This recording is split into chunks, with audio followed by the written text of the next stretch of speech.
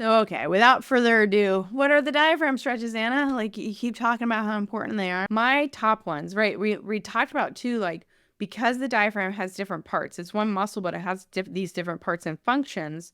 That means our diaphragm mobility exercises also look different.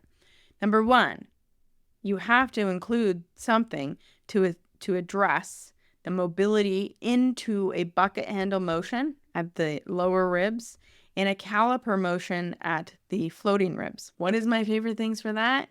You guessed it. Gorgeous ball, sideline, breathing. You could direct it at the liver on the right side. You could direct it on the left side. You could do both sides. You could do kind of towards the front, towards the back.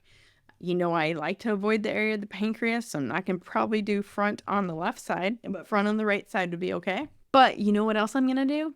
Prone breathing on the gorgeous ball, or prone breathing over something to restore the thoracic curve, especially at T5. T5, T6, T7, T8. I care about those ones a lot. One, because it's that transition zone, but all the way at T5, remember when I talked about the nerves that innervate, the sensory nerves that innervate the diaphragm?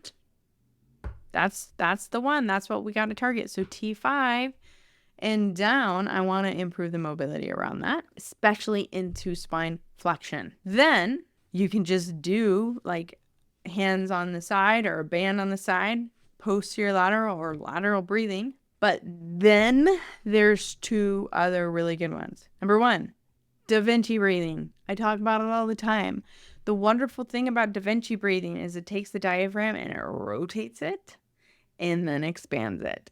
And when you add a twist to a muscle that's lengthening, oh baby, the stretch is so much bigger. Whenever we can create spirals on these big muscles, we get a lot more mobility out of them. So the Da Vinci roll really is emphasizing that. Plus, you're still emphasizing the lateral breathing component of it and the dropping down of the diaphragm component of it. That's huge. The other stretch I love in that same sense is this. You can integrate them together, or you can do them separately. We'll go separately first. So using this posterior lateral or just lateral breathing component, really emphasizing the bucket handle motion, and then adding in hip internal rotation as we go into hip extension, really lengthening out the psoas.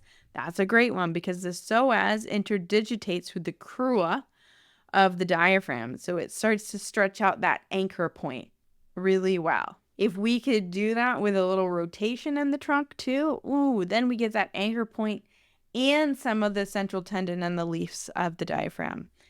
And get this, once you do it on an inhale breath and open up laterally and lengthen out the psoas, hold that length in the psoas and do a big, huge exhalation. Bring those ribs in and imagine the dome reaching away from your feet. Feel the opposition of the dome and your feet.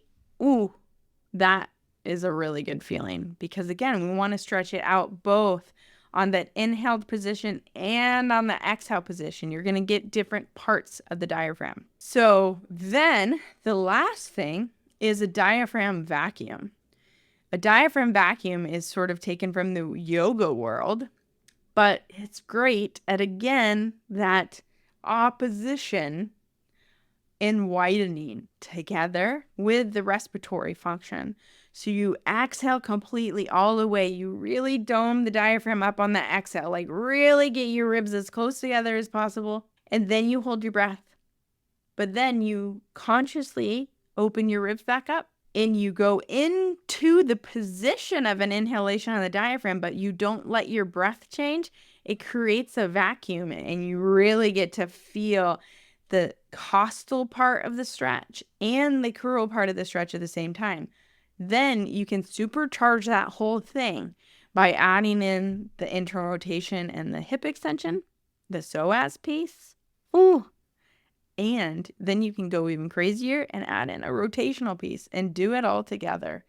And that is a great way to stretch the diaphragm. And the last way to do it, which again, you could add in all of these layers to if you wanted, was an exhalation segmental bridge but the part of the segmental bridge where you're rolling back down one bone at a time, you roll up segmentally if you want, or you can just lift up in like a glute bridge. But then you're going to do a big exhale breath, and as you're exhaling, you're going to be dropping one bone down at a time into thoracic flexion, and that's really going to take that curl part and lengthen it out and stretch it out. Oh, it feels very nice. But again, you can switch it up. You can change the intention. You can do an inhale breath with it and get the costal part and the cruel part at the same time as you roll down. And then as you lengthen down, then do a big exhalation and pull the dome back up. Boy, that feels really good too. And what I hope you see from all these descriptions is the better you understand the relationship of the anatomy of the diaphragm and what's going on the inhale and the exhale and how it connects to the psoas, how it connects to the posterior abdominal wall, the roll in torsion or spiral in the stretch. Now you start to see that you can change a lot of the things that you're doing and just change the intention on where you're directing your focus of the exercise and make it more of a diaphragm stretch.